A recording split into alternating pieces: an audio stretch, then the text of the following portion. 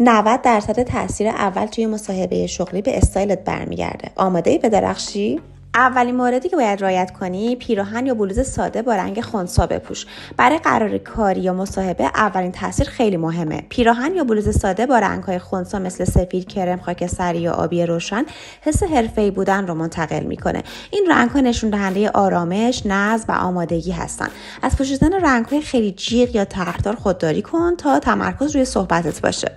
مورد بعدی که حتما باید رعایتش کنی، پوشیدن کفش جلو بسته و تمیز با پاشنه کوتاه یا تخته. در قرار کاری راحتی و رسمی بودن کفش خیلی مهمه. رنگ کفش بهتره با لباس هماهنگ باشه و برق یا طرح‌های فانتزی نداشته باشه.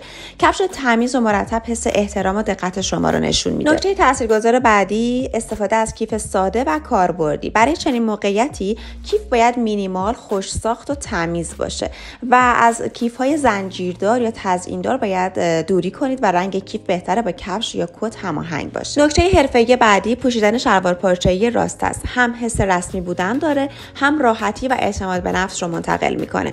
و از شلوار جین خودداری کن در این موقعیت‌ها. تناسب لباس با فرم بدن خیلی مهمه، نه خیلی تنگ نه خیلی گشاد.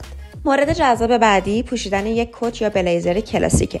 اضافه کردن یک کت یا بلیزر استایلتو کاملا حرفه‌ای و هوشمندانه نشون میده. ترجیحاً رنگ‌های خنثی یا تیره انتخاب کن، مثل سرمه‌ای، مشکی، خاکستری. کت باعث انسجام کلی ظاهرت میشه و فوراً حس قدرت و جدیت رو منتقل میکنه. لطفاً در قرار کاری این مورد رو حتما رعایت کن. آرایشت ملایم و طبیعی باشه. ظاهر باید تمیز، مرتب و حرفه‌ای باشه. آرایش غلیظ مناسب این فضا نیست.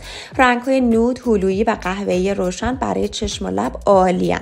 فقط به چشم و لب بسنده نکن. پوست صاف و یک دست هم خیلی مهمه. آرایش طبیعی نشون میده که به جزئیات توجه داری بدون اینکه اغراق کرده باشی. در مورد اکسسوری هم باید بگم که باید ظریف و مینیمال باشه. اکسسوری‌های پرزرق و برق مناسب به این موقعیت نیستن. ساعت ساده یا حلقه مینیمال کفایت میکنه. نباید صدا بده، زیاد دیده بشه یا تمرکز رو از حرفای شما بگیره.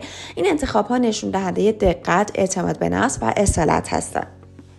حالا برسیم سر ناخن‌ها. ناخن‌ها تمیز و مرتب باید باشه. ناخن‌هایی با فرم طبیعی و لاک نود یا شفاف ظاهر شما رو حرفه‌ای‌تر میکنه.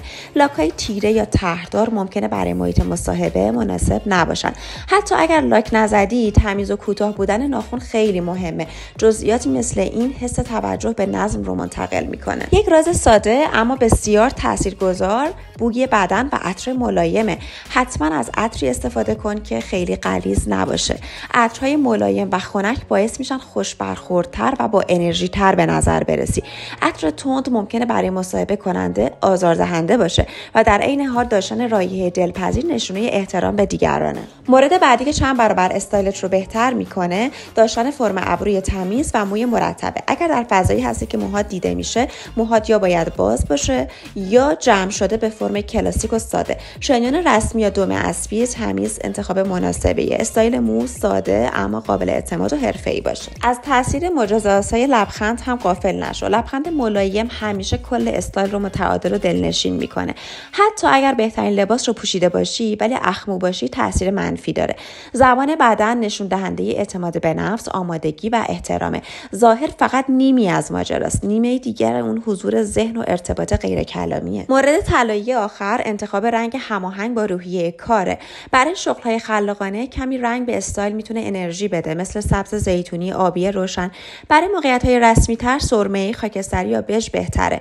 رنگ لباس باید حس اعتماد، مسئولیت پذیری و بلوغ رو منتقل کنه. با شناخت فرهنگ کاری اون مجموعه میتونی استایل دقیق‌تری انتخاب کنی. حالا تو بگو که کدوم استایل انتخاب توئه. این استایل فقط یک انتخاب نیست، یک حرکت هوشمندانه است. در ضمن اگر ویدیو رو دوست داشتی حتما لایک کن، کانال رو سابسکرایب کن تا ویدیوی بعدی رو از دست ندی و به کالکشن من هم سر بزن، چون توش پر هست از استایل هایی که برای قرار کاری مناسبه.